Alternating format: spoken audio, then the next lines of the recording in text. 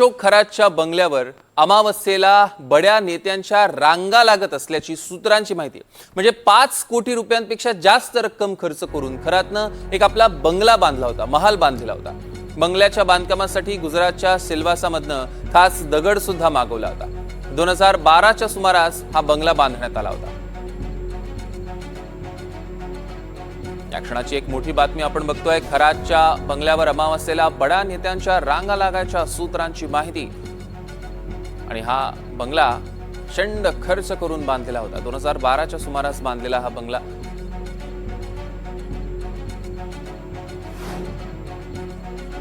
आणि हाच खरात माइंड रीडिंगच्या नावाखाली महिलांना आपल्या जाळ्यात ओढत होता।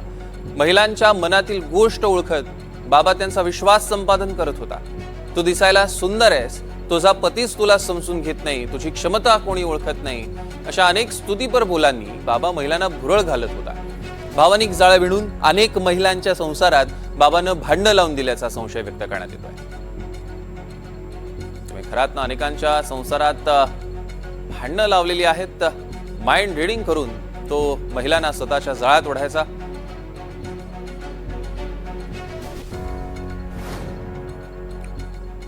दरम्यान महिलांवर लैंगिक अत्याचार करणारा आरोपी अशोक खरातची आज दुसरी पोलीस कोठडी संपणार आहे। दुपारी 12 वाजता नाशिक कोर्टात त्याला हजर केलं जाईल। एसआयटी कडनं काही महत्त्वाचे पुरावे कोर्टासमोर सादर केले जाण्याची शक्यता आहे। काल उशिरापर्यंत एसआयटी कडनं अशोक खरातची अगदी कसून चौकशी करण्यात आली। खरातची काल 12 तास चौकशी करण्यात आली आणि आज खरातच्या कोठडीत वाढ होते का हे पाहणं महत्त्वाचं ठरणार आहे।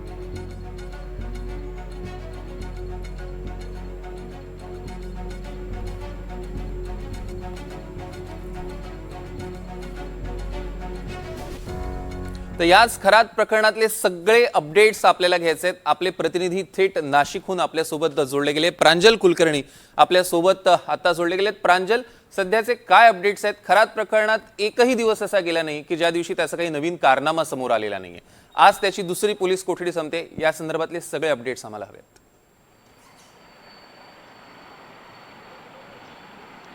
सर्व आपण बघितलं तर या अशोक खरात विरोधात बलात्काराचा गुन्हा हा दाखल झाला आणि त्यानंतर लगेचच एसआयटीची स्थापना करण्यात आली। कारण हे संपूर्ण प्रकरण संवेदनशील आहे, पीडित महिलांची संख्या ही मोठी आहे, आक्षेपार्ह व्हिडिओ हे समोर येत होते, त्यामुळे एसआयटी यामध्ये स्थापन करण्यात आली आणि जवळपास आपण बघितलं तर 10 दिवसांपासून एसआयटीकडून कसून चौकशी या खरातची केली जाते। साक्षीदारांचे जबाब हे नोंदवले जात आहेत। काल देखील जवळपास 11 ते 12 तास त्याची चौकशी झालेली आहे।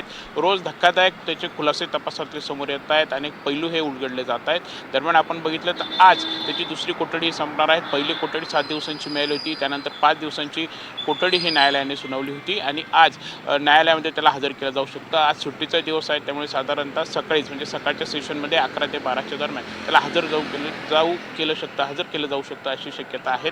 दरम्यान आपण बघितलं तर मागची जी कोठडी ही घेण्यात आली होती त्यामध्ये जे रिमांड घेण्यात आलं होतं त्याला कारण हे पोलिसांनी दाखवलं होतं की या खरातकडे पिस्टल सापडलेले आहेत आणि त्यामुळे त्यांनी 5 नरबळी घेतल्या असावे असा संशय आहे। यासोबतच त्याच्याकडे काही हरणाचे देखील कस्तूरही मिळालेले आहेत आणि त्या दिशेने आम्हाला तपास करायचा आहे असं एसआयटीकडून न्यायालयामध्ये सांगण्यात आलं होतं आणि त्या आधारे त्याला कोठडी ही देण्यात आलेली होती। त्यामुळे आज याबाबत नरबळी असतील किंवा कस्तुरीबाबत काही खुलासे होत आहेत का हे पाहणं महत्त्वाचं ठरणार आहेत। यासोबतच इतर देखील म्हणजे त्याच्यावरती आत्तापर्यंत 11 गुन्ह्यांची नोंद झाली आहे। 2 गुन्हे हे फसवणूक खंडणीशी संबंधित आहेत, तर इतर सर्व गुन्हे हे लैंगिक अत्याचाराशी संबंधित आहेत। त्यामुळे साहजिकच आहेत की पोलिसांकडून वाढीव कोठडीची मागणी जी आहे ती केली जाऊ शकते। आतापर्यंत त्याचं आलिशान फार्म हाऊस असेल, यासोबत ईशानेश्वर महादेव मंदिर असेल तिथे चौकशी झालेली आहे। यासह त्याच्या नाशिकच्या कार्यालयामध्ये देखील तिथे जाऊन ते देखील कार्यालयाची झाडाझडती घेतलेली आहेत। अनेक आक्षेपार्ह वस्तू असतील, महत्त्वाचे पुरावे जे आहेत ते एसआयटीच्या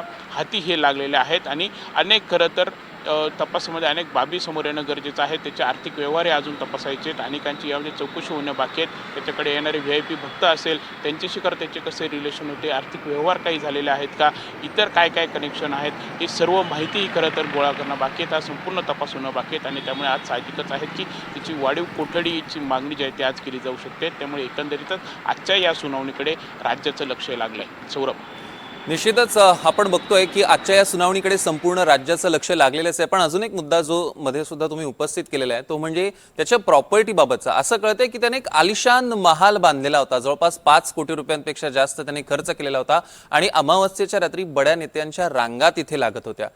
त्याने माइंड गेम सुद्धा महिलांसोबत खेळलेले आहे. विशेषतः महिलांना तू सुंदर दिसतेस, तुला कोणी समजून घेत नाही, असे टिपिकल पद्धतीचे माइंड गेम खेळले आणि त्यांना भुलवलं. या सगळ्या अँगल संदर्भातले काय अपडेट्स आहेत? खरं म्हणजे जसं तो पहिला प्रश्न उपस्थित केला की त्याचा आलिशान फार्म हाऊसचा सिन्नर तालुक्यातील मिरगाव हे त्याचं मुख्य केंद्र होतं. तिथेच शिवनिका संस्थांच्या माध्यमातून ईशानेश्वर महादेव असेल, यासोबत त्याचा बंगला आहे, आंबराई आहे, जवळपास मोठी अशी संपूर्ण जागा आहेत. आणि याच आलिशान फार्म हाऊस आहे ते चर्चेत होतं. कारण 2 दिवसांपूर्वी जी एक तक्रार दाखल झाली होती की ज्यामध्ये बाबाने मर्सिडीज कार उकळलेले आहेत, यासोबतच या बंगल्याचं बांधकामाचा असेल, यासोबतच फर्निचरचा देखील खर्च त्यांनी वसूल केलेला होता. यासोबतच त्याचा हा संपूर्ण जो काही बंगला आहे त्याचं जे फर्निचर आहे ते देखील खास करून इतर काही देशातून विदेशातून हे मागवण्यात आलेलं आहेत अशी देखील चर्चा आहे. त्यामुळे हे फार्म हाऊससुद्धा आता तपास यंत्रणांच्या रडारवरती आहे. ते फार्म हाऊस नक्की कोणाकडून काही बांधून घेण्यात आलं का किंवा इतर संपूर्ण अँगलने तपास सुरू आहेत. यासोबतच दुसरी जी बाब आहे यामध्ये की तो महिलांना भुरळ पाडत होता, तर साहजिकच आहे. आत्तापर्यंत आपण बघितलं तर अनेक तपासामध्ये की मी महादेवाचा अवतार आहे, मी श्रीकृष्णाचा अवतार आहे, तू माझी त्या जन्मातली राधा आहेस, अशा अनेक खरं तर बाबा दैवी शक्ती माझ्यामध्ये आहेत असं तो सांगत होता आणि महिलांना आपल्या जाळ्यात हे ओढत होता. यासोबतच आता तपासातील आणखीन एक खुलासा जो आहे तो समोर आलेला आहे की या बाबामुळे अनेक संसार देखील उद्ध्वस्त होण्याच्या मार्गावरती गेलेले होते, अनेक संसारामध्ये भांडणं देखील लावण्यात आले होते. हा बाबा जो आहे तो महिलांना मी माइंड रिडिंग करतो, मी माइंड रिडिंगमध्ये तरबेज आहेत असं सांगत होता आणि महिलांना खरं तर तो आपल्या जाळ्यामध्ये हे ओढत होता. आणि साहजिकच आहेत की या संपूर्ण जे बाबाचे रोज कारनामे हे समोर येत आहेत, अनेक कारनामे हे समोर येत आहेत आणि आणखी एक माइंड रिडिंगचा हा नवीन कारनामा तो देखील आता चर्चेत आहे. निश्चितच या सगळ्या प्रकरणावर लक्ष ठेवून असा आज बऱ्याच घडामोडी घडणार आहेत. त्या सगळ्याचे अपडेट्स आम्ही तुमच्याकडे घेणार आहोत. तुर्तास धन्यवाद. आणि आजची